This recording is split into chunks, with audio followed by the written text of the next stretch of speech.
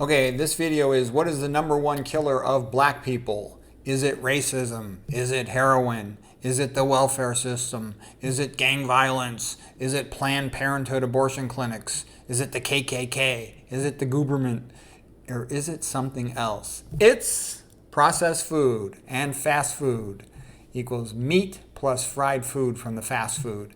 Okay, the high fat causes obesity. High fat diet causes obesity. The high fat diet also causes high blood pressure. Blacks have very severe incidence of hypertension.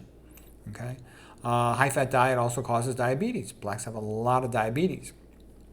These are the gateway diseases, hypertension and diabetes, which along with obesity causes atherosclerosis throughout the body. Atherosclerosis, plugging up the arteries, causes tissue hypoxia. Tissue hypoxia causes cancer. They also have a tendency to drink tap water. Tap water is full of estrogenic chemicals, which contribute to increased risk of prostate cancer and breast cancer and fibroid tumors. They have a very high incidence of fibroid tumors. Okay, the lack of plant foods means that they tend to be low in potassium and low in magnesium. That combination of high processed food, which is high in sodium, so high sodium with low magnesium and low potassium, that leads to rather severe hypertension.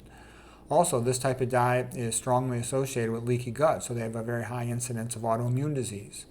Okay, the processed food, the emulsifiers, the oils, the lack of fiber, all of that stuff contributes to leaky gut with subsequent autoimmune disease. The leaky gut also lets bacterial endotoxins get into the blood, which is prothrombotic, increasing the amount of clotting in the blood, making the blood more viscous, more thick, which contributes to high blood pressure, contributes also to more atherosclerosis, of course, and also to neuroinflammation, because if you have leaky gut, then you're also going to have leaky blood-brain barrier, and the bacterial endotoxins that get across the gut wall will now have access to the brain because of leaky blood-brain barrier due to the lack of fiber. Because the good gut bacteria, they use the fiber to make that into butyrate.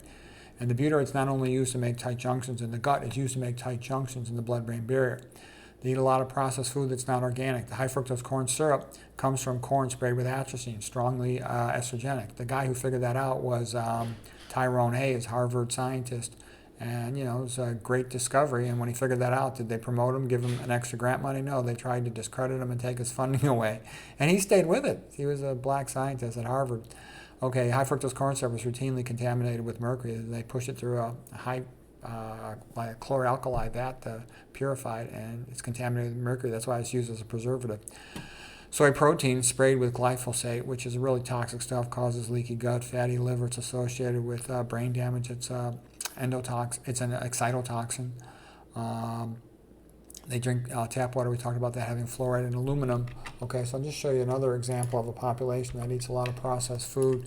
These are the people called the Nauru in this island near Australia. They had a lot of tropical birds that when they would poop on the ground, they would put a lot of phosphate in there. So the phosphate mining companies to make phosphate fertilizers paid the people of the island of Nauru that they could take their topsoil and use it to make phosphate fertilizer, and so they did. And then once they removed all the topsoil, the people could no longer grow their own food, so they eat mostly processed food that's shipped into the island, and now they're the fattest people in the world. Okay, average adult weighs 230 pounds. Processed food makes people fat and sick.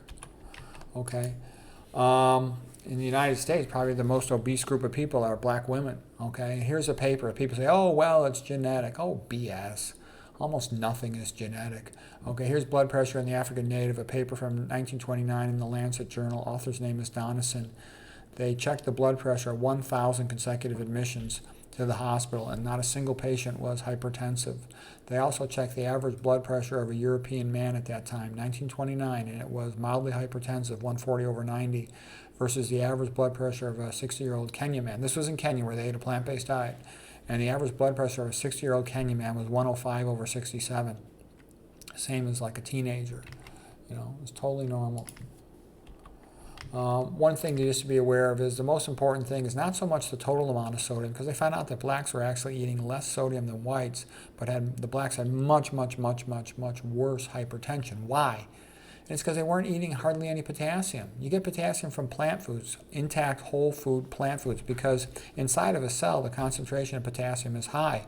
When you process a food, you grind up the cells, and then you push the potassium out. So, fruits have tons of potassium. The grains have a pretty decent amount, 50 to 60. You want a K factor of at least 10. The starches have K factors of about 15 to 40. Veggies are not quite so high. They're more like in the range of 5 to 12. Meat's about 4 or 5.